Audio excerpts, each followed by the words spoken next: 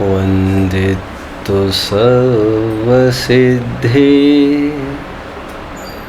ध्रुवमचलमनोवमं गदिं पते वोच्छामि समय पाहुड मीणमोसुद केवली भणिदम् नमः समय साराय स्वानुभूत्या चकासते चित्स्वभावाय भावाय सर्वभावान्तरच्छिदे अनन्तधर्मणस्तत्त्वम् पश्यन्ति प्रत्यगात्मनः अनेकान्तमयी मूर्तिर्नित्यमेव प्रकाशिता।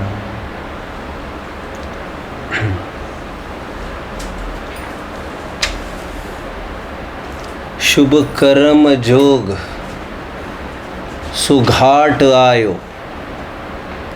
पार हो दिन जात है। दयानत धर्म की नाव बैठी, शिवपुरी कुशलात है। दयानत राय जी के ये बहुत ही प्रेरक वचन रत्नत्रय पूजन में तुम हम लोग निरंतर इसका पाठ करते हैं और आचार्य विद्वान हमको निरंतर ये प्रेरणा देते हैं कि महापुण्य कर्म के योग से कितने भवों में कितना पुण्य अर्जित किया होगा जो संग्रहित होकर एक मानव पर्याय के रूप में फला।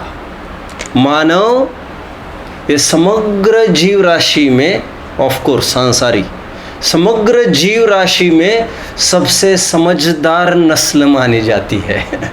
मनसोत्कटा मानुष्य गोमटसार में कहते हैं। बहुत सारी बातें कही, वहाँ पर तो ये कहा जो हित अहित का विचार करने में सक्षम हो, जबकि चारों गति के जीव कर सकते हैं, लेकिन विशेषता मानवों की कही हरिक की अपेक्षा। देवानुप्रिय ऐसा मनुष्य के लिए शब्द है। मैंने पहले कभी आपको बताया था, जब हम लौकिक डिक्शनरी देखते हैं और वहाँ पर मनुष्य के पर्यायवाची देखते हैं, वहाँ पर एक क्या है वर्ड, देवानुप्रिय, मतलब देव के लिए भी जो प्रिय है। और इसी नस्ल को, इसी स्पीसीज को अधिकार है मुक्त होने का, और किसी को भी नहीं है। अरे मानवो, समझदार जीवो, हमें बहुत भाग्य का एहसास होना चाहिए। शुभ कर्म जोग सुघाट आयो, पार हो। आचार्य विद्वान प्रेरणा कर रहे हैं। बहुत अच्छा घाट आने पर भी, अच्छा मतलब जो कि किनारे हो, जमीन के शोर के किनारे हो, आने पर भी यदि अंधेरा हो जाए तब भी पता नहीं चलेगा हम कहाँ खड़े हैं, तो फिर भटक जाएगा। कह रहे दिन होने के पहले ये शाम में, शाम के अंदर अंदर तुम पार लगने का प्रयास कर जाओ, क्योंकि एक बार अंधकार आ जाएगा फिर पार नहीं हो सकेगा। ये मनुष्य पर्याय का बहुत महत्वपूर्ण पड़ाव पर हम खड़े हैं। जब तक घनघोर अंधेरी रात्र न छा जाए फिर असंगीपना, ओह, और उसका गणित ही इतना खतरनाक है पुस्तकी गणित भी पार नहीं कर सकते हम। एनीवे, यक्ष प्रश्न और अच्छे योद्धा जो बलवान शत्रु दल से भी प्रभावित नहीं हुए, वे सामान्य यक्ष प्रश्न से आज पछड़ गए, हार मान गए। बात इतनी सी थी कि कुंती को प्यास लगी थी। मैं जाता हूँ, देखता हूँ Sahadev, being the youngest fellow in the family, I am responsible. Okay, Sahadev बोला मैं अभी पानी लेकर आता हूँ। पानी लाने गया, पानी भरता ही रह गया, धराशायी हो गया। सामान्य प्रश्न उत्तर नहीं दे सका ये सहदेव। अभी देखता हूँ नकुल अच्छे, देखिए भीम फिर वही, अर्जुन वही। अरे मांजरा क्या है, जो भी जाता है लौट कर क्यों नहीं आता? युधिष्ठिर ने दूर से ही देखा चारों जनों को धराशायी, तो बोला कि असाधारण समस्या है, जिनको कोई शत्रु पछाड़ नहीं सकता। एक सामान्य प्रश्न का उत्तर नहीं दे सके। सामान्य प्रश्न का दिखने को तो वैसे सामान्य लगता है। पहला प्रश्न, किम दुर्लभम? क्या प्रश्न आया? किम दुर्लभम, क्या दुर्लभ है? नृजन्म, युधिष्ठिर आंसर्ड। यदि उत्तर नहीं दे पाओगे तो तुम्हारा भी यही हाल होगा। पूछिए धर्मराज युधिष्ठिर, पूछिए। वहां का जल देवता था, ठीक है, पूछिए क्या दुर्लभ है? नरपर्य दुर्लभ है। Very good. किम विस्मयम, किम आश्चर्यम, इस जगत का सबसे बड़ा आश्चर्य क्या है? अरे ताजमहल वजमहल ये कोई आश्चर्य थोड़ी है। अभी तुमने नंदीश्वर देखा कहाँ है? और कृत्रिम चैत्य देखे कहाँ है अभी तुमने? सब अधर मनोरम। आगे बढ़ते हैं। सबसे आश्चर्यकारी क्या है? विपत्ति मनात्मनो मूढ़ परेशान इव नेक्षति दह्यमान मृगाकीर्ण वनांतर तरुस्थवत। जंगल में लगी है आग चारों तरफ से, हाहाकार त्राही त्राही मची है, and everyone is searching for proper shelter. यह वहाँ दौड़ रहे हैं, और उसी के बीच में, जंगल के बीचों बीच, आग के बीचों बीच एक बहुत लंबे पेड़ पर बैठा हुआ आदमी तरस खा रहा है दौड़ने वालों पर। अरे रे रे, ये भी चले गए, ये भी चले गए। सबसे आश्चर्य क्या? उसको इसी का भान नहीं है कि बारूद के ढेर पर बैठकर मौत सामने नाच रही है और उनकी मौत की बात करता है। कह रहे हैं ये सब मरते दिखाई देते हैं रोजाना हमारे। आप जिक्र कर रहे थे आपके कोई पिछले महीने में 1-2 जन चले गए कोरोना के पीछे। आप भी जिक्र कर रहे थे भाई साहब थोड़े दिन पहले, आपको कोई जिक्र अच्छा लगा है? आप भी जिक्र कर रहे थे थोड़े दिन पहले, आप भी, और फिर मैं भी जिक्र कर रहा था। सभी जन जिक्र करते हैं कि हम ये चले गए, वे चले गए, अच्छे थे, खराब थे, जो भी हो, खराब तो क्या कहे। कहते आश्चर्यकारी बात यह है कि मुझे भी जाना है, मुझे मेरे हित का काम करना, ये कोई समझता ही नहीं है। प्रश्न 3, किम दुर्लभम? अंतिम प्रश्न, यक्ष प्रश्न। किम दुर्लभम? सो किम दुर्लभम हुआ। किम कर्तव्यम? इसके बीच में हमें क्या करना चाहिए? मनुष्य पर्याय, दुर्लभ मनुष्य पर्याय को पाकर, इस सब आश्चर्यकारी बात को देखकर मूर्खपना जीव का। अब हमारा क्या कर्तव्य है? धर्म एव तव कर्तव्यम। इसीलिए जीव का कर्तव्य एक धर्म करना ही है। इसीलिए एक साधारण बात है, समझना चाहिए आप लोगों को कि जिस 30 प्रकार से धर्म की रुचि डेवलप करना चाहिए किसी भी रूप में। मैं तो पहले कभी कहता था, समाज में ही होते थे मेरे तो काफ़ी खनियादाना में ही, यहाँ पर तो कभी वैसा प्रसंग नहीं बना, ये तो आज अपन बैठते हैं तो बात है। मैं कभी कभी ये कहता था कि यदि किसी को बहुत प्रतिकूलता आ जाए, वैधव्य आ जाए, एक्सीडेंट हो जाए, लूला लंगड़ा हो जाए, कुछ बात हो जाए, और उसके बाद यदि उसको ठेस लगने पर धर्म रुचि लगती है तो ऐसा ही सही। यदि हाथ पैर टूटने की कीमत पर, अंधे लूले लंगड़े होने की कीमत पर, इस जोखिम पर यदि धर्म रुचि लगती है, तो ऐसी जोखिम के लिए भी मन ही मन भावना बहाना चाहिए, कैसी भी, क्योंकि अनुकूलता में करो अथवा प्रतिकूलता में करो, धर्म करो। प्रकरण ये चल रहा है, बुद्धत्व को प्राप्त करो, बिना उपदेश के करो अथवा उपदेश लेके करो, लेकिन बुद्धत्व को प्राप्त करो, फिर बरबस याद आ गई एकलव्य की।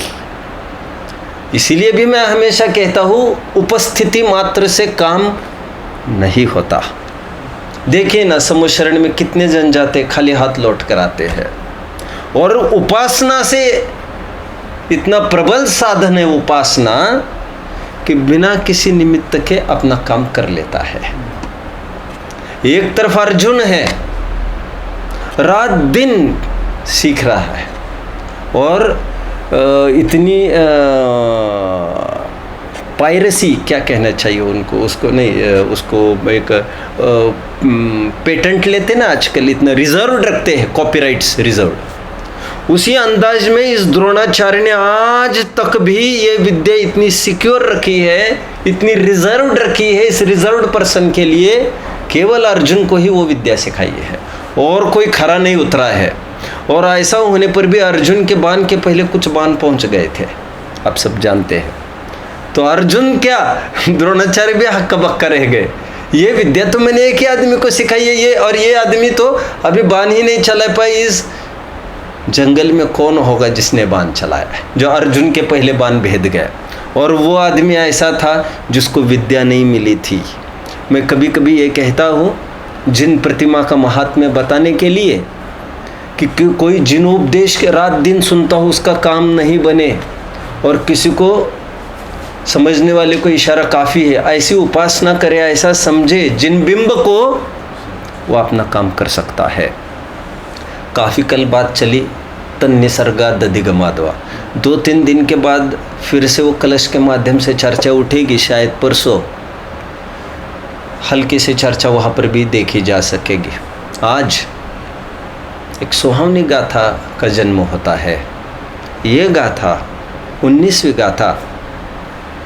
मैं आपको आज तक की गाथाओं की अपेक्षा थोड़ी जिंदा दिली लगेगी, क्योंकि ये प्रैक्टिकल वे दिखाया है सुखी होने का, एक प्रैक्टिकल वे, हमें क्या करना। आइए 19वीं गाथा तुम्हारे हमारे सामने है, हम इसको पढ़ लेते। 19वीं गाथा ये बहुत प्रसिद्ध गाथा है। कम्मेणो कम्मं हिय अहमिदि अह कं च कम्मणो कम्मं जाये सा खलु बुद्धि अपरिबुद्धो हवदी ताव। गाथा को हाँ पढ़ सकते, पाठ कर सकते। कर्म कर्म जु मैं अवरु मैं कर्म नो कर्म है, यह बुद्धि जब तक जीव की अज्ञानी कब तक वो रहे। गाथा की तरफ मैं बढ़ ही रहा हूँ। हम पहले उत्थान का देख लेते हैं, गाथा का जन्म कैसे हुआ। वैसे अभी अभी प्रकरण क्या चल रहा था, कैसे भी हो बुद्धत्व को प्रकट करना चाहिए। निसर स्वतः करो, अन्य से करो, बोधित बुद्धत्व हो, स्वयं बुद्धत्व हो, करो। तो बीच में एक कथा याद आ रही है, सगर चक्रवर्ती है, जबरदस्त कथा है। सगर चक्रवर्ती का डील हुआ पूर्व बहु में विरक्त थे एकदम। वैराग्य के फल में, धर्म की आराधना के फल में दोनों मित्र आराधना पूरी नहीं कर सके, ये बात सही है, लेकिन आराधक जीव थे। आयु पूर्ण करके दोनों ने आयु बंद किया था, इसलिए दोनों स्वर्ग में चले गए। स्वर्ग में अपना काल बिताते बिताते तत्व चर्चा आदि में वहाँ पर एक डील हुआ। अनोखा डील है ये भी, कि हम यहाँ पर धर्म चर्चा कर रहे हैं, आप सरीके साधर्मी मिले हैं हमको। अब हम जब भी मनुष्य पर्याय में जाना तो निश्चित है, अभी जाने पर ऐसा न हो वहाँ पर भोगों में गाफिल हो जाए। इसलिए ये डील रहा कि जो भी बाद में आएगा वो पहले वाले को चेक करेगा, क्योंकि ऊपर से तो वो सब जानेगा। एक दोस्त पहले चला जाएगा तो दूसरा दोस्त ऊपर बैठकर यदि वो देखे ये भोगों में लीन हो रहा है तो किसी भी विधि से उसको वो ठीक करने का प्रयास किया, एक यही वचन लिया। आज प्रॉपर्टी के लिए झगड़े होते हैं, आज राइट्स के लिए झगड़े होते हैं, अन्य अन्य के लिए। क्या हम में से ऐसा कोई है जो हाथ पैर जोड़कर एक ही मांग करता हो साधर्मियों से, कुछ भी करना मेरे अंतिम समय को नहीं भूलना, मेरे बिगड़ने नहीं देना, ध्यान रखना मैं गाफिल न हो पाऊँ, ध्यान रखना ये लोग मुझे कहीं और ले न जाए, मुझे एक देव शास्त्र गुरु का ही आराधन, एक अपना आत्मा का ही चिंतन मनन हो। ऐसा आश्वासन यदि हम किसी से लेते हैं आज भी, तो कदाचित हम स्वयं को मान सकते हैं उस मार्ग पर। और हुआ ऐसा ही, एक जन नीचे चला गया, नाम बोलिए सगर चक्रवर्ती, ये चक्रवर्ती के पर्याय में चला गया आज। और हुआ ऐसा ही जैसा सोचा था, धर्म से एकदम विमुख। हालांकि आई थिंक वज्रदंत का ये वैराग्य भावना की पहली लाइन्स कौन सी है? बीज राख फल भोगवे जो किसान जग माही, त्यो चक्री नृप सुख करे धर्म विसारे नाही। अर्थ जानते हैं आप लोग इसका? जानते होंगे वैसे भाग्य से, तो बहुत सरल बात है। किसान सब कुछ बेचते समय इतना तो रखता है जितना अपना घर के लिए खरीदना ना पड़े और बुआई के लिए खरीदना ना पड़े। बीज राख फल भोग वे जो किसान जगमाही, त्यो चक्री निरंतर भोग करता हुआ भी धर्म को नहीं भूलता। ये तो एक रूल है कि जितने चक्रधर होते, चक्रवर्ती होते हैं, चक्र का संयोग होना और सम्यक दर्शन का होना, इनका अविनाभावी संबंध हुआ करता है, बाय रूल है ये। एनीवे, लेकिन ऐसा होने पर भी हम मान सकते हैं धर्म से विमुख थे, लोक में जिसको धर्म से विमुख कहते हैं। और ऐसे में निरंतर भोगों में लगे रहते थे, तो दोस्त को ये विकल्प आया, अब कैसे इनको समझाए। अनेक अनेक रूप धारण करके चला गया, लेकिन फलदायी नहीं बना। और आज उन्होंने मानस बना लिया। किसका रूप बना कर आया, जरा बता सकेंगे आप? अंतिम दाव आजमाया, बोलिए। मुनिराज का रूप बना कर आ गया। और जैसे मुनिराज आए हैं, यह पता चला, खबर चली गई राज दरबार में, यहाँ पर पास समीप में ही महामुनिराज पधारे हैं अगवानी के लिए। चलिए, सदल बल राजा वहां पर पहुंच गया। नमोस्तु आदि आदि सब बातें हुई। बातें होते समय 10-15 मिनट का उपदेश हुआ। फिर सब बर्खास्त होने के समय राजा को अकेले में मुनिराज ने यह कहा, ओह ओह, कल्पना नहीं कर सकते, तुम्हारी हमारी भी हालत हो सकती है। मुनिराज ने यह कहा, कहाँ जीवन लगा रहे हो भोगों में, छोड़ो इसको। कितने चक्रवर्ती आज तक हुए हैं, तुम हो कौन इसको चलाने वाले, तुम समझते कौन हो?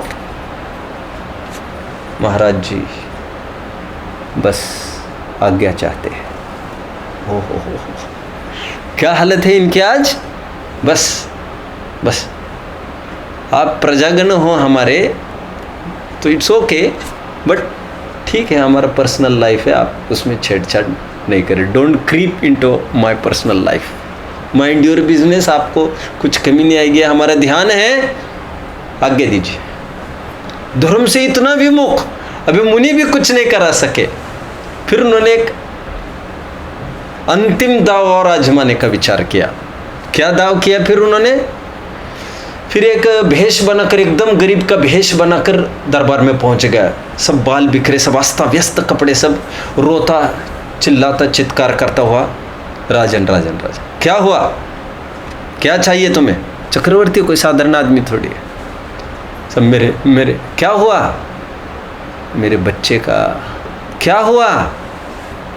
देहांत हो गया है साहब इसके बच्चे का, पास के आदमी ने कहा। तो क्या हुआ तुम्हें फुफकारने को, रोने को, क्या हो गया ऐसा? क्या दुनिया से कोई अजब गजब बात हुई है क्या? जितने भी जन आते हैं चले जाते हैं। उसने आके पूछते हुए ये कहा क्या कहा, याद आ रहा है? आपने पढ़ा नहीं है? आके पूछते हुए ये कहा, आपको लग रहा है साहब क्या आपको लग रहा है? आपको लग रहा है कि बच्चा जाने से क्या होगा? आप पर बीतती तो पता चलता। देखो षड्यंत्र है उसका, वो इरादे से आया है। अभी सबके सामने खुली चुनौती दी उसने आज, आपको पता तो चला। हाँ हाँ कह रहे हैं, उसमें क्या बात? आज सिंहासन पर बैठा है वो, तो वो तो वैसे बोलेगा ही आश्वासन वाले वचन। कह रहे हाँ हाँ मेरे साथ हो जाए। सुन लीजिए, आपके 60,000 बच्चे, 60,000 पुत्र जो अभी हिमालय की ओर बढ़े हैं, कैलाश पर्वत की ओर, वे सब के सब मर गए हैं। हे क्या बात कर रहे हैं? और उन सबको एक विद्या से सबको मूर्छित कर दिया था। 60,000 के 60,000 पुत्र, भागीरथ आदि आदि सबको बेहोश कर दिया था इसने। फिर पता करो, हाँ सब सभी मर गए हैं। क्या कहते हो? नीचे वाले ने पूछा, क्या कहते हो? क्या आप करके दिखाएंगे? अरे आप कहाँ से करके दिखाएंगे? चुनौती के बहाने भी यदि हम धर्म मार्ग में लगा सकते हैं तो ग्रैंड वेलकम। एनीवे, बात तो मेरी ये चल रही है, अभी बुद्धत्व को प्रकट करो, कैसे भी हो बुद्धत्व को प्रकट करना चाहिए। होड़ के रूप में भी विद्वत्ता करना चाहते हैं, तब भी यदि 10 ग्रंथों का अध्ययन उस बहाने होता है तो वैसे ही सही। बुद्धत्व को प्रकट करो, लेकिन एक सहज की शंका करके एक शंका आई, यह जीव अप्रतिबुद्ध कब तक रहेगा? क्या प्रश्न है आज? यह जीव अप्रतिबुद्ध कब तक रहेगा?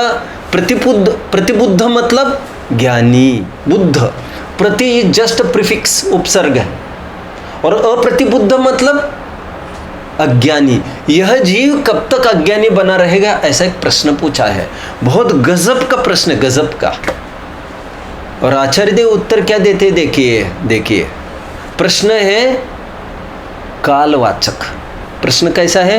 कब तक, टाइम फैक्टर, यह कब तक जीव अज्ञानी बना रहेगा? और आचार्य देव उत्तर में टाइम परक बात न करके प्रश्न उसने पूछा काल लब्धि परक, उत्तर आचार्य देव के दे रहे हैं। बोलिए भाई साहब, पुरुषार्थ परक। डॉक्टर के पूछे साहब कब तक ये दवा लेनी पड़ेगी? डॉक्टर क्या कहेगा? डॉक्टर ये कहेगा, बोलो टाइम पीरियड में बात नहीं करता, वो फल ओरिएंटेड बात करता है, रिजल्ट ओरिएंटेड। जब तुम्हारी बीमारी ठीक होगी तब दवा नहीं लेंगे। कब तक जीव अज्ञानी बना रहेगा? कहते हैं जब तक यह जीव पर द्रव्य में यह मैं ये मेरे ऐसी मान्यता से युक्त रहेगा, तब तक अज्ञानी बना रहेगा। मतलब सीधी बात ये कह रहे, कोई टाइम लिमिट तय नहीं है इसका टाइम लिमिट तो तुम तय करोगे, तुम कब तक अज्ञानी बने रहेंगे। आप समझ रहे भाई साहब? आप समझ रहे मेरी बात को? और थोड़ा एक नया साधक, नया शिष्य, अ न्यू डिसाइपल, एक गुरु के साथ विहार करते करते अधीरता से और अभद्रता से, अधीरता ही एक अभद्रता है, एक गुरु को पूछ बैठा बीच में ही, सब कितनी देर लगेगी अपने को पहुंचने में? गुरु ने सुना, गुरु बोला कुछ भी नहीं।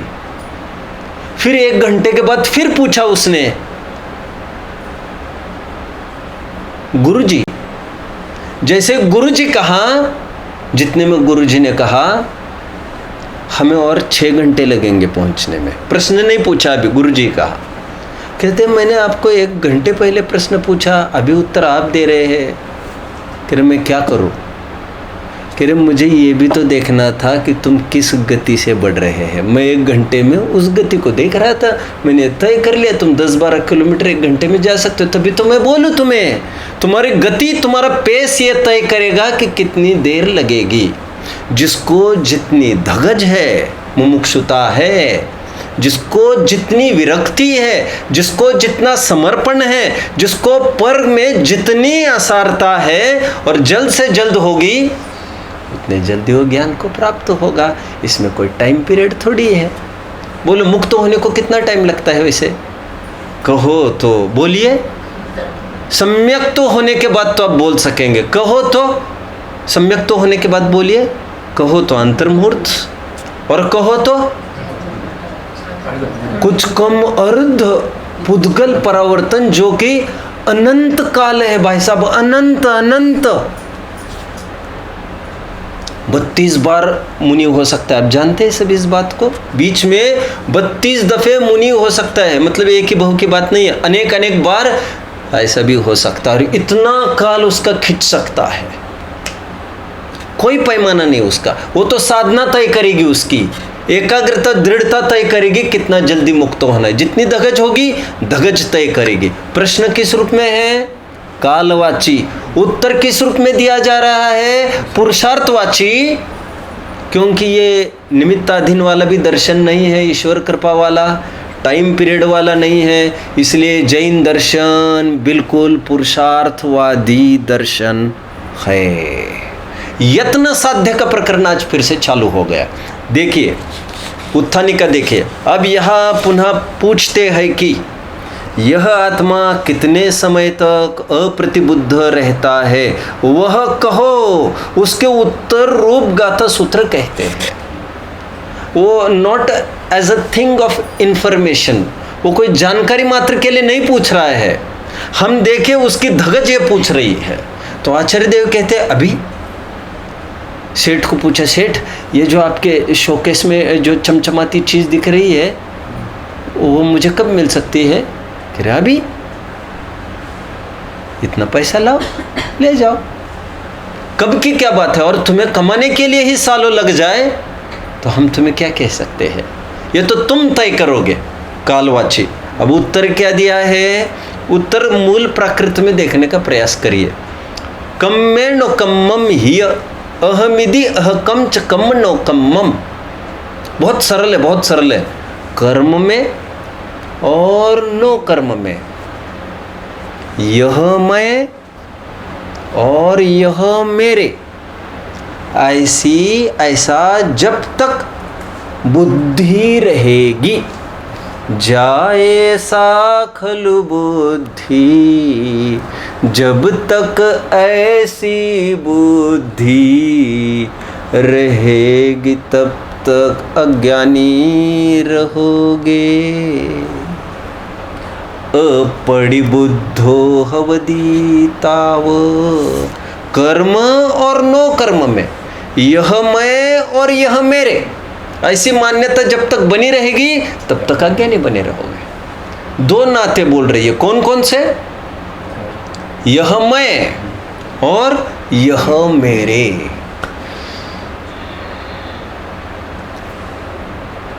ये अधिकार है एक प्रकार से जीवाधिकार। कौन सा? देखिए थोड़ा मैं आपको बताऊंगा, घबराना नहीं कुछ।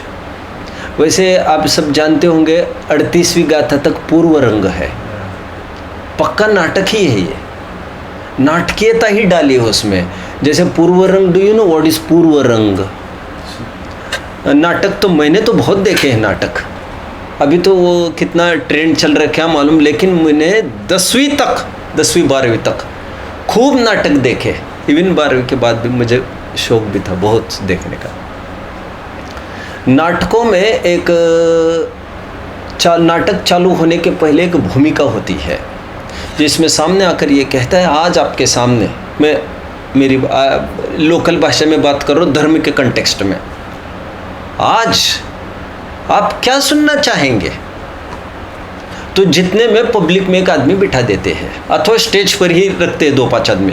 साहब आज तो हम मैना सुंदरी का नाटक सुनना चाहते हैं, देखना चाहते हैं। अच्छा, आप मैना सुंदरी का जीवन देखना चाहते हैं आज? ठीक है, हम आज आपको मैना सुंदरी का जीवन की तरफ ले जाते हैं। ऐसा एक भूमिका। और फिर कभी आज के तारीख में ये भी कहा जाता है कि मैना सुंदरी का रोल ये निभाएंगे, ये करेंगे, एक भूमिका जमाते, दैट इज़ पूर्व रंग। पूर्व मतलब एक बिफोर की बात है। उसी प्रकार 38वीं गाथा में एक सामान्य परिचय कराया है और फिर मूल चालू होता है जो समय सर उनके हिसाब से। लेकिन पूर्व रंग, फिर जीव अधिकार पहला, एक 38वीं गाथा तक क्या है? पूर्व रंग अधिकार। फिर 39 से लेकर आई थिंक 68 वो है जीव अधिकार। फिर कर्ता कर्म अधिकार, कर्ता कर्म तो बीच में आ गए ना, बाद बाकी सब 7 तत्वों का चलेगा। जीव अनेक अनेक भेष में आएगा जाएगा। लेकिन राजमल जी ने एक नई शैली का प्रयोग किया। बनारसी दास जी ने भी उसी शैली का प्रयोग किया, क्योंकि बनारसी दास जी तो राजमल जी को फॉलो करते हैं। उन्होंने पूर्व रंग को जीव अधिकार कहा, जीव अधिकार को अजीव अधिकार कहा, क्योंकि उन्होंने पूर्व रंग जैसा कुछ उन्होंने सोचा, ठीक है पूर्व रंग चाहते तो पहली बार अगाथा रख लीजिए पीठिका के रूप में, इतना बड़ा पूर्व रंग थोड़ी हुआ करता है। उनकी बात ज़्यादा जम रही है, क्योंकि ये तो पूरी थीम आने लग गई है। तो अभी क्या रहा, और पहली 5 गाथाओं में 5, 7, 8, 11, 12 गाथाओं में एक्चुअली उसको पीठिका बोल ही रहे हैं टीकाकार। तो राजमल जी को लगा क्यों नहीं जयसेन स्वामी जैसी पीठिका बोल रहे उसको 12 गाथा को, तो फिर क्यों नहीं अपन उसी को पूर्व रंग उतना सा ही बोल दे। और उनको अच्छा जमती है वो बात। थोड़ा और आगे बढ़ता हूँ। यहाँ पर जीव अधिकार है और आगे कर्ता कर्म अधिकार आने वाला है। जीव अधिकार में ये बताने वाले हैं कि जीव अधिकार का उद्देश्य जीव का एकत्व और ममत्व छूटना है पर से। फिर से जीव अधिकार का तात्पर्य उद्देश्य पर में एकत्व और ममत्व छूटना, और कर्ता कर्म अधिकार का उद्देश्य पर में कर्तृत्व और भोक्तृत्व छूट जाना है। हालांकि ऐसा नहीं होता कि पहले एकत्व ममत्व छूटता और फिर कर्तृत्व भोक्तृत्व होता, ऐसा नहीं होता। सुनिए आपको भाई साहब, आपको मेरे बारे में कभी विकल्प आता है कि मेरे लिए ये करना है वो करना है, ऐसा मतलब एक आप तो बहुत ध्यान रखते हो। हमारा एक कहने का तात्पर्य है, आपको कभी ये विकल्प आता है कि बुढ़ापे में मैं आपको सहयोग करूँगा बहुत आकर, ऐसा लगता है? नहीं लग सकता। वैसे एज ए पड़ोसी जो जितना लगेगा उतना ही लगेगा। आपको ये भी कभी विकल्प आता है मुझे इसके लिए ये करना है वो करना है, ऐसा भी नहीं आता। ऐसा क्यों नहीं आता? मैंने 2 बातें बोली, ना करने का विकल्प आता है ना भोगने का विकल्प आता है। वो करने और भोगने का विकल्प हमें हमारे बच्चे में ही आता है। दूसरे का बच्चा कितना भी बिगड़ा दिखे, मैं कल परसों कह रहा था, हम उतना डेयरिंग से उसको सुधारने का भी प्रयास नहीं कर सकते।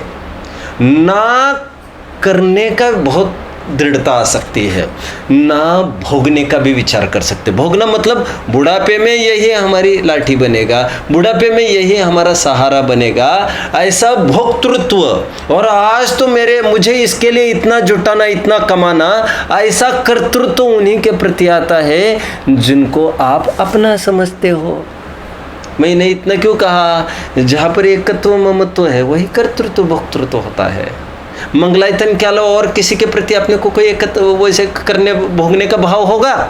नहीं होगा।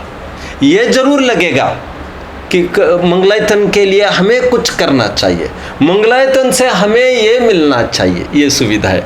ऐसा इसीलिए लगता है क्योंकि मंगलायतन को हम अपना समझते हैं, और अपना समझकर कंधे से कंधा लगाकर फिर उसके लिए जितना बने उतना करते भी है, इसलिए कुछ अपेक्षा भी करते हैं और उनको अपना नहीं समझते।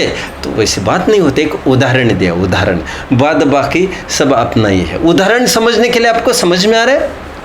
आचार्य देव चर्चा अलग अलग कर रहे हैं।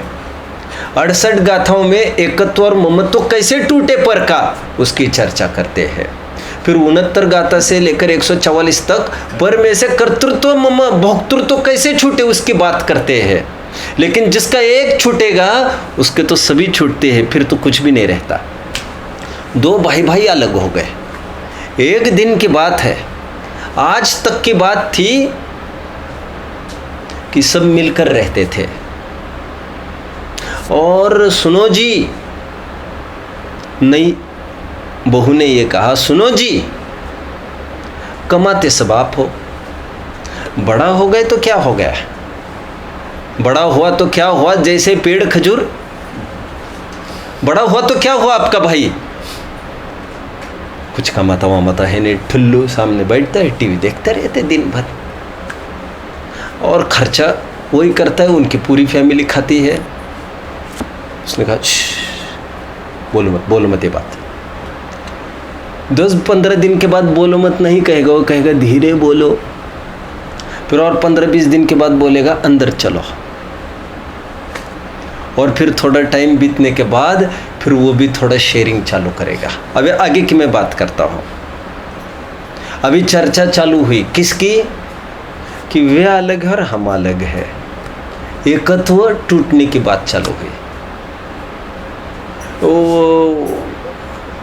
हम उनका क्यों करें, अभी करे की बात नहीं लेना, हम उनके वे हमारे, ये छोड़ो, खत्म करो बात को। हमने कोई ठेका थोड़ी लिया है, ममत्व छूटा, हम दोनों एक, ये भावना छूटी, एकत्व छूटा, ये मेरे मैं उनके, ममत्व छूटा।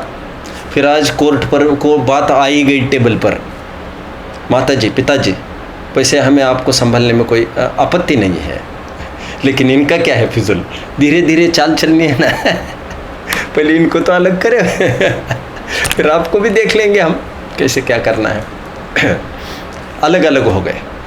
उसी घर में माँ बाप ने कहा घर तो हमारा है, हमने किया वाला है, हमको दोनों बच्चे एक सरीके हैं, उसी घर में एक काम करो, 2 कमरे थे, आज भी 2 ही कमरे हैं। कह रहे तुम एक काम करो कि तुम यहाँ पर रहा करो, यहाँ पर रहा करो। अरे आज तक भी ऐसे ही रहते थे। फिर एक काम करो, जो बीच का दरवाजा है ना, आज एक काम करो, कुंडी दोनों तरफ से लगेगी हमेशा हमेशा के लिए, अथवा वो दरवाज़ा हटाकर सीमेंट कंक्रीट की बिल्डिंग लगे, सीमेंट कंक्रीट का दीवार खड़ी होगी, राइट। अभी इससे क्या होगा, ना तुम यहाँ आ सकोगे ना हम वहाँ जा सकेंगे, किसी का किसी पर नहीं चलेगा। और हमारे यदि आटा खत्म हुआ ना, आज पहले ज़माना ऐसे बहुत चलता था गली मोहल्ले का, तो कदाचित हम आटा यहाँ से मांग लेंगे, यहाँ से नहीं मांगेंगे हम, क्योंकि इनसे आज मांगेंगे और वो कभी अपने से 10 गुना मांग ले, तो फिर ऐसा नहीं चलेगा। और फिर उनका कर्जा भोगे वो, हमारी कोई समस्या हम ही भोगेंगे। आज पहले कोई समस्या आती थी तो ये भी बनाती थी, फिर वो भी देवर को खिलाती थी, जेठ को खिलाती थी। आज ऐसा नहीं होगा, कुछ बात नहीं है तो आपने अपने से बेलन चलाओ, चालू करो, करना भोगना अलग अलग। क्यों, एकत्व ममत्व नहीं तो फिर करना भोगने का कोई विकल्प नहीं आता। मैंने कहा हूबहू एक 75वीं गाथा में थोड़ी आपको दिखा दूँ। This is the next facet of the same coin, ये एक ही सिक्के का दूसरा पहलू दिखाता हूँ। हूबहू ये गाथा है, हूबहू ऐसी एक 75वीं गाथा, बस थोड़ा चेंज है। वो क्या है मैं आपको पूछूंगा। 75वीं गाथा सुन, 75वीं जल्दी आ गए, 75वीं में, 75वीं गाथा में आ गए, 75वीं गाथा में आ गए। कम्मस्य परिणामम नो कम्मस्य हेव परिणामम न करे ये अमादा जो जान दिसो हवदी नानी।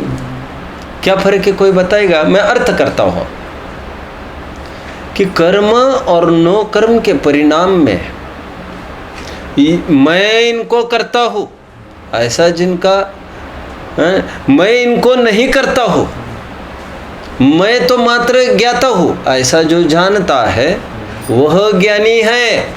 इस गाथा में और उस गाथा में क्या अंतर पड़ रहा है? 19वीं गाथा में और 75वीं गाथा में बोलेगा कोई? फर्क एक बोलिए जल्दी, फर्क एक बोलिए। वहाँ पर अज्ञानी कब तक रहेगा की बात आई, मतलब अज्ञान का लक्षण बता रहे हैं, यहाँ पर ज्ञान का लक्षण बता रहे हैं। एक बात तो ये हुई, विरुद्धता तो मिलेगी।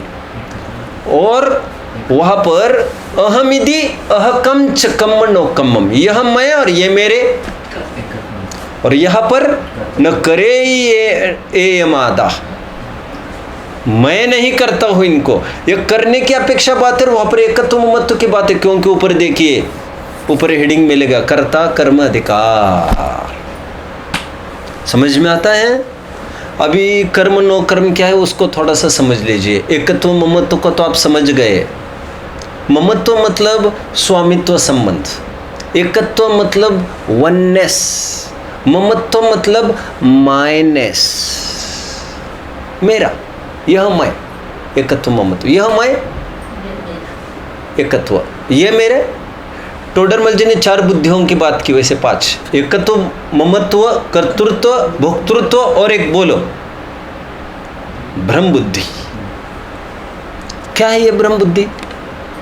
कभी कहता है ये मैं हूँ, कभी कहता है ये मेरे हैं, कभी कहते हैं मैं इनका करता हूँ, कभी कहता है मैंने तो कुछ नहीं किया लेकिन मैं भोगूंगा। तो ऐसा बदल बदल के भ्रम पालता है। हालांकि रियली इंस्पेक्ट करो तो सब चलते हैं। तो कहते हैं ऐसी ब्रह्म बुद्धि भी इसके पलती है।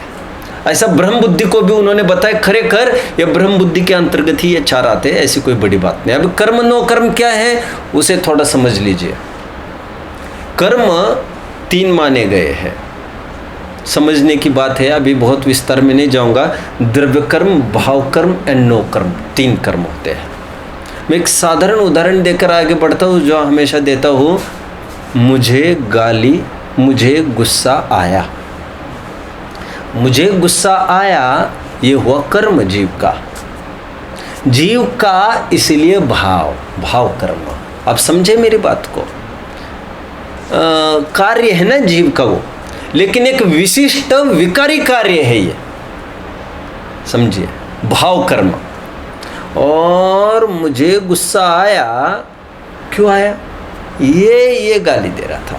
अच्छा, तो उसको कहेंगे ये कारण, तो कहेंगे उसको ये नो कर्म। क्या कहते हैं उस गाली को? नो कर्म। अभी क्या है मैं थोड़ा सा बताता हूँ। नो कर्म। और कहते हैं जब गुस्सा आया तो जिस कर्म का उदय था, जिस कर्म के उदय में गुस्सा आया, उसे कहते हैं द्रव्य कर्म। कुल मिलाकर भाव कर्म के 2 कारण हो गए, एक तो द्रव्य कर्म और एक तो नो कर्म। द्रव्य कर्म को कहते हैं उदय रूप कारण, नो कर्म को कहते हैं आश्रयभूत कारण। Are you following me? क्या कहा, फिर से बोलूं? द्रव्य कर्म को कहेंगे उदय रूप कारण और नो कर्म को कहेंगे आश्रयभूत कारण। आश्रयभूत कारण मतलब मैंने गाली का आश्रय किया। गाली जबरन नहीं कह रही है तुम गुस्सा करो, मैंने आश्रय किया मतलब मैंने अटैच किया स्वयं को उसमें, तो फिर मैं गुस्सा को प्राप्त हो गए। तो उसको कहते हैं नो कर्म। नो कर्म क्यों कहा? नो मतलब ईशत कर्म इसीलिए है वो क्योंकि वो अकिंचित कर्म है, वो नहीं के बराबर है। मतलब तुम भाव दे रहे हो उसको, हम कह रहे उसके गाली ने तुमको गुस्सा नहीं पैदा कराया, तुम्हारी गुस्से ने ये सिद्ध करके दिखाया कि उसने जो दी वह गाली थी। तुम हंस के टालते, तुम तो झटके में सिद्ध कर देते कि वह तो मजाक कर रहा है, ये तो तुमने सिद्ध किया कि उसको वो गाली दे रहा है। अब समझ गए? देखो, वी आर द विनर्स, हम जीत गए। सामने वाली पार्टी हंसकर बोल सकती थी क्या, ये हम हार गए, वी आर द लूजर्स। जितनी छाती चौड़ी वो कर रहे उतनी छाती चौड़ी तुम्हें करना चाहिए। और सुनो, हम हारे हैं इसलिए आप जीते हैं, हमने आपको जिता दिया है। और हमने आपको हराया, हमने आपको जिताया। दोनों का एक दूसरों पर उपकार है। और हार जीत तो कोई बड़ी बात नहीं होती है, जैसा भी कुछ भी हो। कहने का तात्पर्य मेरा ये है, people and situations are always powerless without your reaction.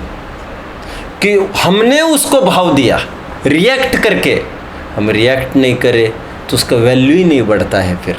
इसलिए मैं हमेशा कहता हूँ बच्चों को, क्या चिढ़ाया उसको जाता है जो चिढ़ता है। उसको चिढ़ाने का बेवकूफ़ी उपक्रम कोई नहीं करता जो चिढ़ता नहीं। दीवार को क्यों नहीं कर रहा है कोई? और तुम भी ईजी रहो तो तुम्हें कौन चिढ़ाएगा? तुम बिल्कुल प्रभावित नहीं हो तो तुम्हें कोई नहीं चिढ़ाने वाला है। उनको मजा ही तब आता है जब तुम, खुराक ही तब मिलते जब तुम चिढ़ते हो। मैं कहकर क्या कहना चाहता हूँ, गाली नो कर्म है। नो कर्म मतलब ईशत कर्म, स्तोक कर्म, किंचित नहीं के बराबर, कोई कंट्रीब्यूशन नहीं उसका। और खरेखर कारण यदि कहेंगे अन्वय व्यतिरेक रूप से तो द्रव्य कर्म है। मैंने 3 कारण कहे, द्रव्य कर्म, भाव कर्म और नो कर्म। द्रव्य कर्म दरअसल दिखता नहीं है, दिखता नो कर्म है। और मराठी की कहावत, दिसत तस नसत म्हणून तर जग फस्त, और जो दिखता है उसी को दबोचता है। इसकी बहुत बड़ी भूल ये है। संसार क्यों चल रहा है? जो दिखता है उसी को दबोचता है, और जो दिखता है वो सही में कुछ होता ही नहीं है। मूल कारण अदृश्य होता है। इसलिए कहा जाता है दृश्य को अदृश्य करो और अदृश्य को दृश्य करो। जो दिखता है वो सब कुछ भी नहीं है। मूल में हमारे पुण्य पाप को दे। हमें जो लगता है सुबह पानी पिलाए इसने, दोपहर में पानी पिलाए, कितना ध्यान रखता है, कितना अच्छा है, कितना अच्छा है। मूर्ख, अच्छा तो तुम्हारा उदय है। तुम्हारा उदय पलटने के बाद कोई आदमी बदलने की आवश्यकता नहीं। यही आदमी तुम्हारे पास में भी नहीं आएगा उदय बदलने के बाद। थोड़ा सा उदाहरण, आज तक जेब में पैसा था तो मंडरा रहा था, पैसा नहीं दिख रहा है तो नहीं मंडराएगा वो। उदय उदय सब तुम्हारे उदय की जी हुजूरी चल रही है। तब भी वो अच्छा नहीं था, तुम्हारा उदय अच्छा था। आज भी वो खराब नहीं है, तुम्हारा उदय खराब है। उसको मत दबोचो जो दिख रहा है। जो नहीं दिख रहा है उसको अनुमान से देखने का प्रयास करो, निश्चिंत और सहज हो जाओ। दो कर्म की यहाँ पर बात करते हैं। कौन से? कर्म और नो कर्म में। कर्म मतलब द्रव्य कर्म। जो द्रव्य कर्म और नो कर्म में यह मैं और यह मेरे ऐसा जो मानता है, जब तक ऐसी बुद्धि रहेगी तब तक जीव अज्ञानी बना रहेगा। अब इसमें उपलक्षण से तीसरा भी कर्म जोड़ लेना। कौन सा? भाव कर्म। क्योंकि ये तो एक टोन है समय सार की। एक कर्म कहेंगे आपको तीनों कर्म लगा लेना है। और द्रव्य कर्म अपना नहीं रहेगा, नो कर्म अपना नहीं रहेगा, अपन उसको भिन्न जानेंगे तो भाव कर्म तो वैसे ही आत्मा में पैदा ही नहीं होगा। भाव कर्म तो विकृति है, उसको कौन अपना कहे? समझ में आना? पर पुरुष अपना नहीं, और पर पुरुष से पैदा होने वाली संतान वो भी अपनी नहीं। लेकिन पर वो अपना नहीं जानकर फिर संतान पैदा होने का क्या विकल्प है उसमें? आप समझ रहे हैं मेरी बात को? पर पुरुष द्रव्य कर्म, पर पुरुष से अपने में से उपजी संतान, दोनों कलंक, दोनों कलंक। कलंक का आश्रय करने से कलंक पैदा होता है। द्रव्य कर्म के उदय में हम उसमें जुड़ने से, अभी जुड़ेगा कैसे जीव द्रव्य कर्म में? दिखता तो द्रव्य कर्म है ही नहीं ना। द्रव्य कर्म कभी भी नो कर्म को अपने सेना के रूप में भेजता है। द्रव्य कर्म डायरेक्ट अटैक नहीं करता, आपके सामने नो कर्म भेजता है, और ये समझ लेना ये अटैक द्रव्य कर्म ने कराया है। ये अटैक नहीं कर रहे हम पर जिनके हाथ में तलवारें हैं। आप समझ रहे हैं? उनका रिमोट कंट्रोल द्रव्य कर्म है, द्रव्य कर्म ऐसा न। पर वो पुरुष हमारा है, ऐसा समझ में आने पर सहयोग कौन करेगा? और फिर कलंक की भी पैदाइश कैसे होगी? ठीक उसी प्रकार द्रव्य कर्म हमारा नहीं, नो कर्म हमारा नहीं, भाव कर्म होने का सवाल भी कहाँ है? और जितना भी हो रहा है उसमें एकत्व नहीं है। ठीक उसी प्रकार जिस प्रकार कर्ण में एकत्व नहीं है बिल्कुल भी। क्योंकि कर्ण, आप जानते हैं कितने बच्चे थे कुंती को? दुनिया आज भी पाछी कहती है, क्या करे? तब भी पाछी कह रही थी, लेकिन आज तो 6 कह देते। लेकिन आज भी कहते एक तरफ ये एक तरफ ये। और कर्ण पहला बच्चा था कुंती का। उसका क्या दोष था? कर्ण का क्या दोष था? दोष कर्ण का क्यों था? दोष तो इसी की एक समय की वो विकृति थी। लेकिन यही तो कहेंगे वो कर्ण विकृति है। और कर्ण पांडव के लक्ष्य से उत्पन्न हुआ।